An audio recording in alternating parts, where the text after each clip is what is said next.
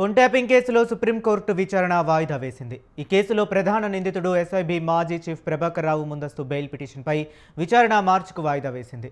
తదుపరి విచారణ వరకు మధ్యంతర ఉపశమనం ఇచ్చింది. ఈ మేరకు ఉత్తర్వులు ఇచ్చారు జస్టిస్ నాగరత్న ధర్మాసనం.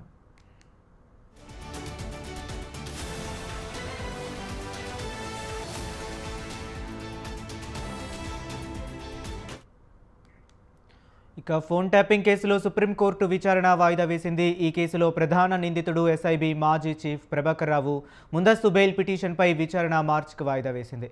తదుపరి విచారణ వరకు మధ్యంతర ఉపశమనం ఇచ్చింది. ఈ మేరకు ఉత్తర్వులు ఇచ్చారు జస్టిస్ నాగరత్న ధర్మాసనం. ఇక ఇదే అంశం గురించి మరింత సమాచారాన్ని మా కరెస్పాండెంట్ ఉషా ఫోన్ లైన్లో అందిస్తారు. ఉషా, చెప్పండి.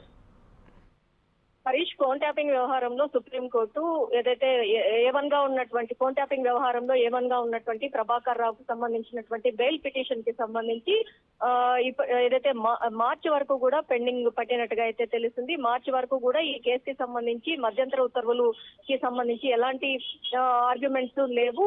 మధ్యంతర ఉత్తర్వులకి సంబంధించి ఏదైతే కోర్టుని అప్రోచ్ అవ్వాల్సిన పని లేదు అన్న కోణంలోనే మార్చి వరకు కూడా వాయిదా వేసింది.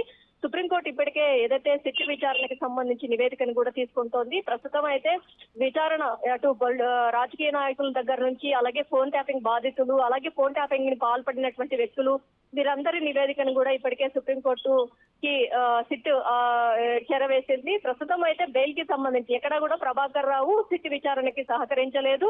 ఫోన్ ట్యాపింగ్ కి సంబంధించినటువంటి ప్రశ్నలు వేటికి కూడా పొంతనలేని సమాధానాలు చెప్పారు అన్న కోణంలో సిట్ నిరాశగానే ఉంది. కాబట్టి మరోసారి సుప్రీంకోర్టులో ప్రభాకర్ రావుకి బెయిల్ మంజూరు చేయకూడదు అంటూ మరో కౌంటర్ పిటిషన్ కూడా దాఖలు చేసుకునే అవకాశం ఉన్నట్టుగా అయితే తెలుస్తుంది. ఇప్పటి వరకు చూసుకున్నట్టయితే మధ్యంతర ఉత్తర్వులు ఇప్పటి వరకు ప్రభాకర్ రావుకు ఉన్నటువంటి మధ్యంతర ఉత్తర్వులు ఏవైతే ఉన్నాయో అవి మార్చి వరకు కూడా కొనసాగే అవకాశం ఉన్నట్టుగా అయితే తెలుస్తుంది. Harish. Okay, right. Thank you Usha.